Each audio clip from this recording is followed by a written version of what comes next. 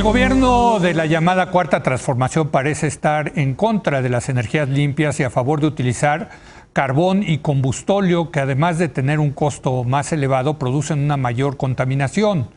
Con estas acciones, el gobierno da poca certidumbre de la inversión en el sector energético, sobre todo de energías limpias y renovables. Es otro de esos temas, híjole, que se le atora, yo creo, a este gobierno, pero vamos a debatirlo a sana distancia con Casiopea Ramírez Melgar, especialista en energía y mercados eléctricos. Casiopea, ¿cómo estás? Muy buenas noches. Hola, muy buenas noches. Gracias por la invitación. No, gracias por estar tú con nosotros. Víctor Ramírez Cabrera, vocero en Plataforma México Clima y Energía. ¿Cómo estás? Muy buenas noches. Hola Leo, muy buenas noches. Bien, gracias por la invitación y un saludo también a Casiopea. Déjame empezar contigo, Casiopea. Yo veo un mundo que se está dirigiendo hacia las energías limpias y renovables, no porque por el tema también por el tema del medio ambiente, pero porque cada vez son más rentables, ¿no? Tengo esa impresión. Así es. Las energías renovables son una de las tecnologías que han reducido más sus costos a nivel internacional. Son mucho más competitivas que cualquier otro mecanismo de generación eléctrica. Y también esto tiene que ver con un factor adicional, que ahora las inversiones, es decir, la asignación de presupuestos para los fondos de inversión, ya están valorando el costo de las externalidades y dan un mayor peso a las inversiones sustentables.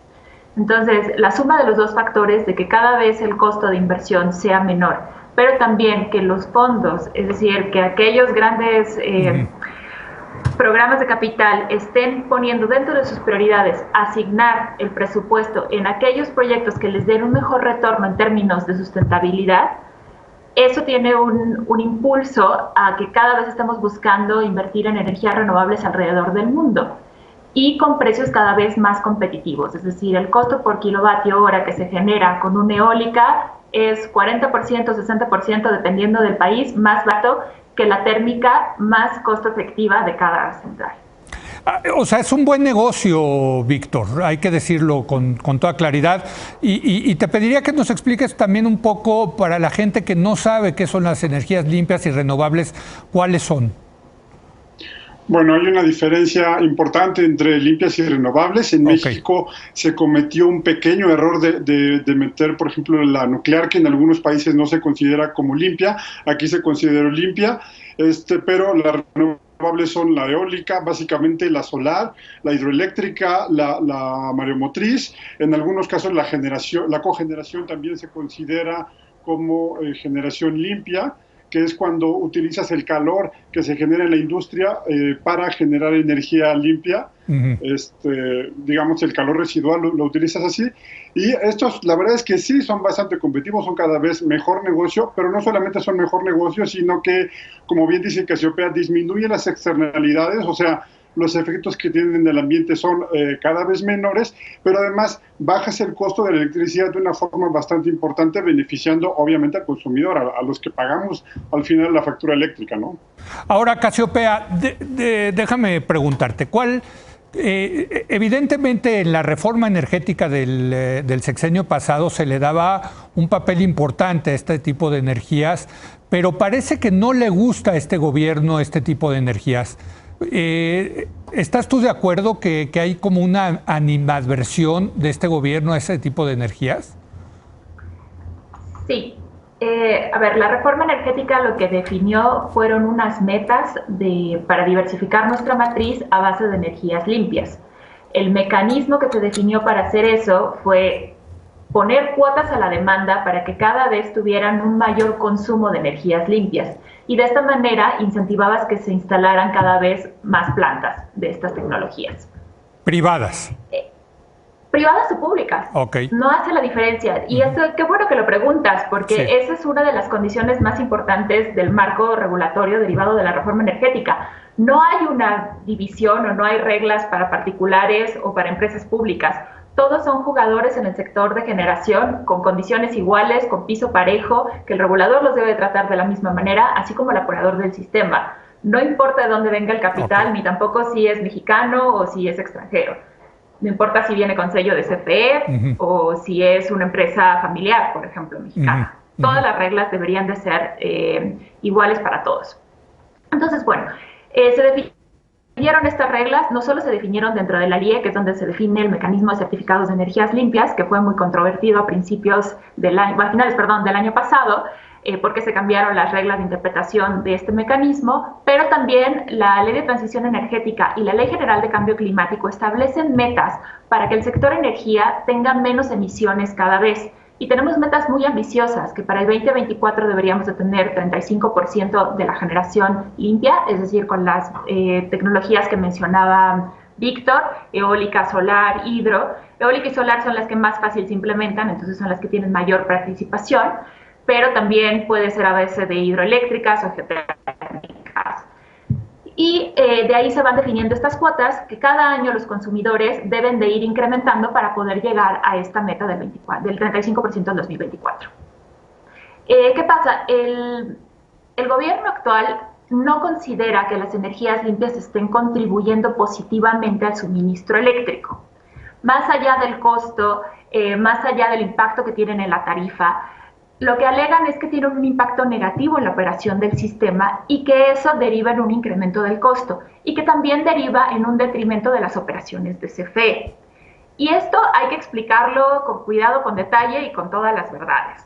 Es cierto que una mayor penetración de energía variable como la eólica y solar cambia la manera de operar el sistema, porque ya no tienes una generación plana 24/7, vas a tener variaciones en función de la disponibilidad del recurso. Exacto, pero o sea, si no hace aire en el molino ese que tienen, bueno, no sé cómo le digan, ¿no? Las turbinas eólicas. Exacto, las turbinas eólicas, pues no se genera electricidad, ¿no? Eso es lo que estás diciendo.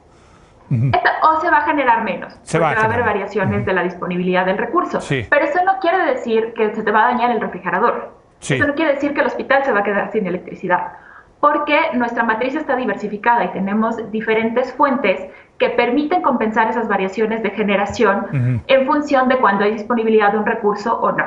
Y lo mismo pasa con la hidro. La hidro no es que tenga disponibilidad de la fuente hidroeléctrica todo el año ni todos los años de la misma manera. Entonces tienes que compensar con otro tipo de fuentes para mantener la estabilidad del sistema. Y ese tipo de consideraciones las tenemos dentro de nuestro marco regulatorio y así es como debería de estar operando SENACE. ¿Vale? Otra de las implicaciones, o digamos otra de las críticas que se están haciendo, es que el tener este tipo de energías, aunque parezcan muy baratas, al final incrementan el costo. No es así. A mí me gustaría ponerlo como un tema de eficiencia en costos y eficiencia energética. Cuando tú tienes viento, no necesitas quemar gas o no necesitas quemar combustóleo. Entonces te estás ahorrando esos costos y te estás ahorrando el uso de ese tipo de combustibles. El gas y el combustóleo, incluso el agua, son recursos finitos. Es decir, no puedes estarlos quemando 24/7 sin ningún costo adicional o en algún momento vas a tener una repercusión, como lo estábamos viendo, que están decayendo en nuestras reservas de petróleo. Entonces, no es que podamos tener prendidas las luces 24/7 con ese tipo de recursos. Necesitamos, por eso, balancear la matriz y diversificarla y aprovechar este tipo de recursos como los renovables, que no tienen costo, que son inagotables, y que además, ¿qué mejor fuente que utilizar recursos mexicanos para llegar a la soberanía energética que estamos buscando? Muy bien. A ver. Entonces, compensando así es como logramos tener un menor costo de la generación. Tengo la impresión, Víctor, que la animadversión de este gobierno a esas energías renovables tiene que ver con una apuesta a las energías fósiles. En particular, el generar electricidad a partir de combustóleo es porque Pemex genera mucho combustóleo y no hay a quien vendérselo más que a la Comisión Federal de Electricidad. Es correcto. De hecho, Pemex a principios de año perdió un mercado más o menos importante, el mercado internacional. El crudo mexicano es un crudo alto en contenido de azufre, entonces el combustóleo mexicano hereda ese azufre, digamos, después de todo el proceso, y el combustóleo lo tienen que vender, si no tienen cómo darle salida ya con este mercado internacional, lo metes a las termoeléctricas y con eso generas electricidad. El problema es que generar electricidad con una termoeléctrica te cuesta alrededor de $97 por cada megawatt hora, cuando los generadores de las subastas, por ejemplo, que son privados, te están entregando energía a costos incluso de 20 o de menos de $20 por megawatt hora. Entonces, a ver, la diferencia, repíteme otra vez la diferencia, porque sí es impresionante. Sí, sí es impresionante. Combustóleo, según datos que dio CFE en algún momento el año pasado, le estaba costando alrededor de $97 por cada megawatt hora. Sí. Los más baratos de subastas, que fueron las subastas de 2017, te llegaron a entregar el megawatt hora en 18, en promedio en $20 por cada megawatt hora. O sea, estás hablando de menos de la cuarta parte del costo que se da.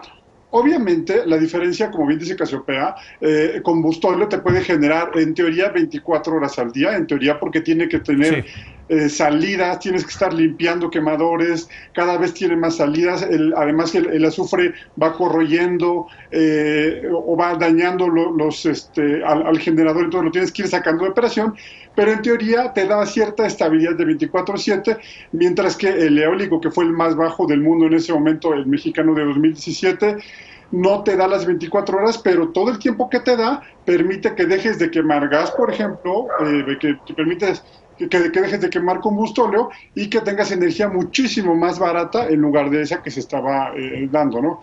Las subastas en México permitieron costos de primero 45, después 30 y después $20 por cada megawatt hora. Y yo hice cuentas, lo publiqué hoy, CFE, por ejemplo, solamente con los números de subastas, se ahorró en julio alrededor de 1,390 millones de pesos. Entonces, claro que está significando esto un ahorro incluso para CFE, ¿no? Bueno, tengo que hacer una breve pausa y regresamos a concluir esta muy interesante debate sobre las energías renovables en México.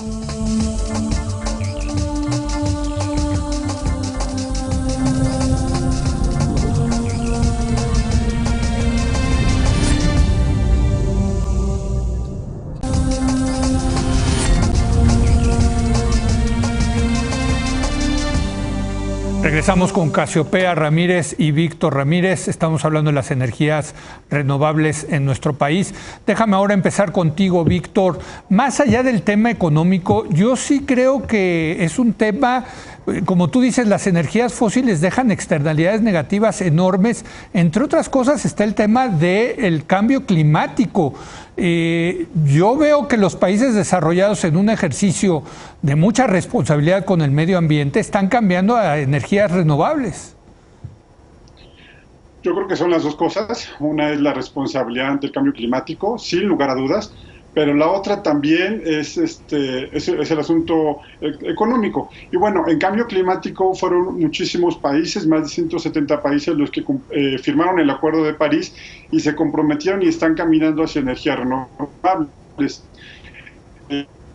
Mucha gente pregunta cuál es el problema de que México no cumpla con los acuerdos de París, y parecía que no había ninguna penalización, digamos, pero ya incluso el Parlamento Europeo está iniciando una propuesta de ley dentro del propio Parlamento en el que le cargarían algún arancel a los productos que vengan de países que no hayan cumplido con sus compromisos en materia de cambio climático. Entonces, no cumplir con nuestros compromisos en materia de cambio climático no solamente nos va a traer nos va a quitar competitividad a la hora de tener costos de energía más caros que otros países que son nuestros competidores naturales, sino que además vamos a tener que pagar un arancel, porque en este momento, con la política energética que hay, no hay forma, o yo no veo forma, Casiopea me podrá corregir si estoy mal, en que México cumpla con sus acuerdos internacionales de aquí al año 2024. Yo no veo forma.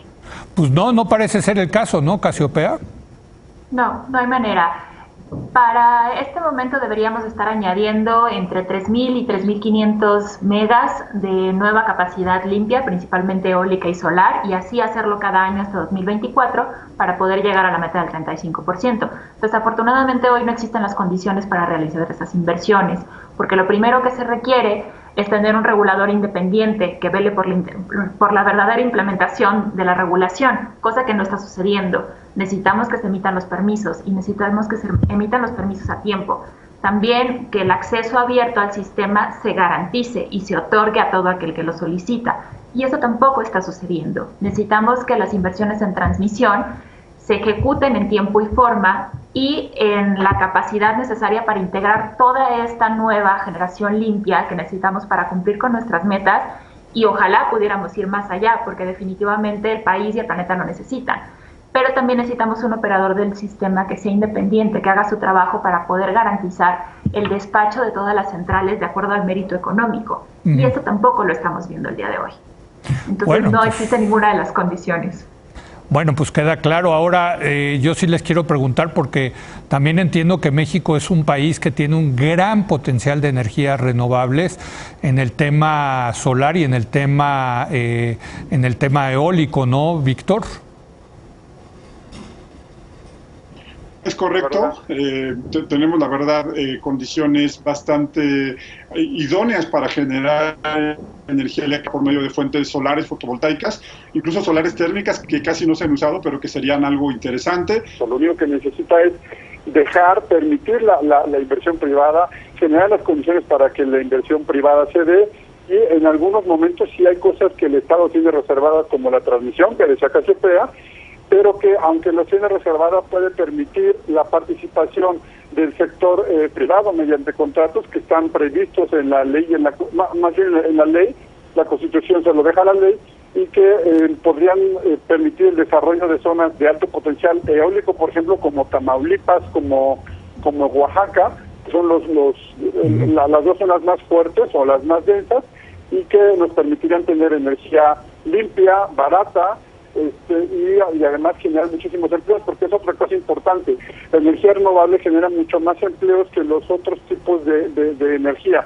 No gasta tanto dinero la generación en combustibles, sino que la gasta un poco más en capital humano. Casiopea, una última pregunta. Veo que las propias empresas petroleras como Shell y BP, British Petroleum, le están apostando a las energías renovables más que al petróleo. Efectivamente, están anticipándose a esta revolución que estamos viendo. Hay una digitalización del sector y una electrificación más bien del sector, y se están posicionando como pioneros. Se están dando cuenta que todo va a ser ahora a buena calidad, a largo plazo, que lo puedes lograr con las energías renovables, vas a seguir siendo una empresa rentable. Si te mantienes en el perfil conservador de que el petróleo es el que debe de prevalecer ante todos los medios, pues obviamente te vas a quedar rezagado. Hoy lo estamos viviendo, el consumo de gasolina cayó enormemente comparado con como veníamos históricamente, y así se plantea que vaya a ser el incremento de uso de coches eléctricos, también el incremento de uso de electrificación para todos los medios y todos los tipos de consumo que tenemos, va a generar una mayor demanda de este insumo. Y si puedes generarlo al menor costo, que es como ya decíamos, para datos claros, el año pasado la CRE reportó que la energía comprada a las subastas fueron de 583 pesos por megavatio hora, comparado con un precio promedio de generación de CFE de 1.623 pesos. ¡Qué barbaridad! Entonces, si puedes apostar a ese tipo de fuentes y hacer funcionar a tu negocio con ese tipo de costos que son mucho más asequibles, vas a tener una mayor rentabilidad. Desde luego, es una rentabilidad, y estas empresas lo saben porque son empresas privadas y se conciben más como empresas energéticas, como empresas petroleras. Creo que ahí está el detalle de todo esto. Gracias, Casiopea. Muy buenas noches. Muchas gracias a ustedes. Un gusto, Víctor. Gracias, Víctor. Muy buenas noches. Muchas gracias. Muchas gracias. Buenas noches. Un gusto. Gracias. Aquí terminamos la edición de hoy. Gracias por habernos acompañado. Mañana nuestra edición de fin de semana, junto con Julio Patán, Soledad Loaesa y Alfredo Ávila, vamos a platicar de la independencia de México, de qué es ser mexicano hoy en día en estas épocas de la globalización. No se lo pierda, aquí nos vemos.